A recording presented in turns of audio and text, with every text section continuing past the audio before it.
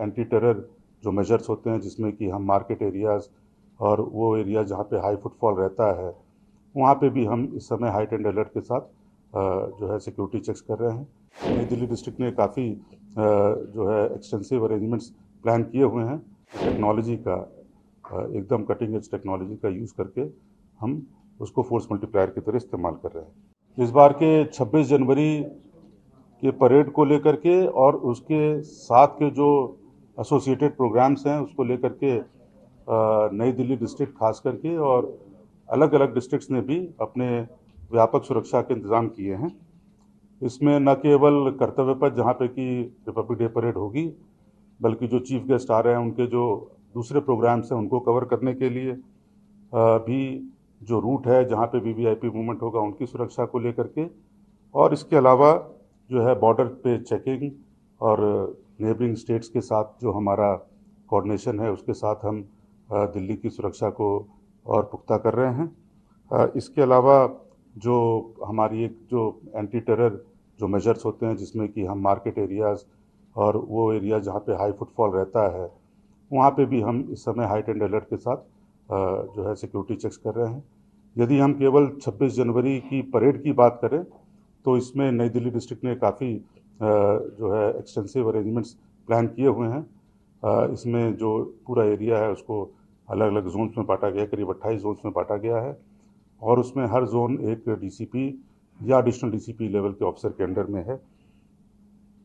इसमें जो हमारा डिप्लॉयमेंट है वो करीब 8,000 जो है पुलिसकर्मी इसमें हम डिप्लॉय कर रहे हैं। जैसा आपको पता है कि इस बार जो नंबर ऑफ इन्वाइटीज़ हैं उनकी संख्या करीब 77,000 के ऊपर की है, तो इस वजह से हमें और भी ज़्यादा अपना सिक्योरिटी जो अरेंजमेंट्स है उसको स्टेप अप करना पड़ा है। इसके अलावा जो सीसीटीवी फुटेज या सीसीटीवी फीड्स को हम मॉनिटर करेंगे, पर्याप्त मात्रा में जो है वो सीसीटीवी कैमराज लगाए गए हैं, उनकी फीड्स को एनालाइज किया जाता है और उसमें टेक्नोलॉजी का एकदम कटिंग एज टेक्नोलॉजी का यूज़ करके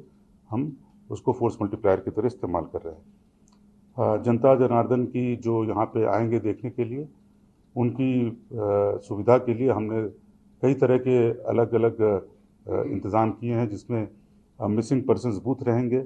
जहाँ पे कि अगर कोई बच्चा गुम हो जाता है, कोई ऐसी बात हो जाती है, तो स्ट्रैटेजिक लोकेशंस पे उनको पर्याप्त मात्रा में मिसिंग पर्सन्स बूथ लगाए गए हैं। हमने हेल्प डेस्क लगाए हैं, बनाए हैं जो भी एंट्री पॉइंट्स हैं, ताकि जनता को गाइड किया जा सके कि उनको जो उनका जो इनक्लोजर है उसके लिए सही रास्ता कौन सा है और कौन से रोड को लेकर के उनको वहाँ तक पहुँचना है। फर्स्ट एड पोस्ट लगाई गई हैं, यदि किसी की तबीयत ख़राब होती है, कोई छोटी मोटी चोट लग जाती है। हमने फैसिलिटेशन बूथ्स बनाए हैं जहाँ पे कि जो लोग अपने साथ अगर उनकी गाड़ियों की चाबी है जो कि रिमोट कंट्रोल्ड ऑपरेटेड है, तो उनको वहाँ पे वो जमा कर सकते हैं, वहाँ पे रसीद के साथ अंदर जा सकते हैं और वापसी में अपने चाबियों को कलेक्ट कर सकते हैं। इसी तरह से मोबाइल टॉयलेट्स हैं, पानी की व्यवस्था है, एम्बुलेंसेस की व्यवस्था है। तो इस तरह से हमने जनता की सुविधा के लिए पूरे व्यापक इंतज़ाम किए हैं। आपके माध्यम से मैं जनता से अपील करना चाहता हूँ, खास करके जो लोग ये परेड देखने के लिए आ रहे हैं, कि सबसे बड़ी बात है कि समय पे पहुँचें। हमारा ये एम रहता है कि 8:30 बजे के आसपास हम ज़्यादातर लोगों को उनके एनक्लोजर्स में बैठा दें। तो इसीलिए जनता से जो हमारे ऑडियंस जो विजिटर्स आ रहे हैं परेड को देखने के लिए, वो जल्दी से जल्दी वहाँ पे पहुँचें, क्योंकि हम चाहते हैं कि उनको समय पे उनकी सर्चिंग फ्रिस्किंग करके उनको उनके एनक्लोजर्स की तरफ गाइड किया जा सके। दूसरा है कि जो हमने कार की चाबियों के लिए जो बूथ्स बनाए हुए हैं उसके बारे में भी उनको पता होना चाहिए, और वो अपनी गाड़ियों की चाबियां जो हैं वो, यदि वे अपनी गाड़ी से आ रहे हैं, उनके पास यदि अगल बगल की किसी पार्किंग का लेबल है, तो उनको अपने गाड़ियों की चाबी को वहाँ पे बूथ पे जमा करें और उसके बाद से ही वो एनक्लोजर की तरफ जाएं।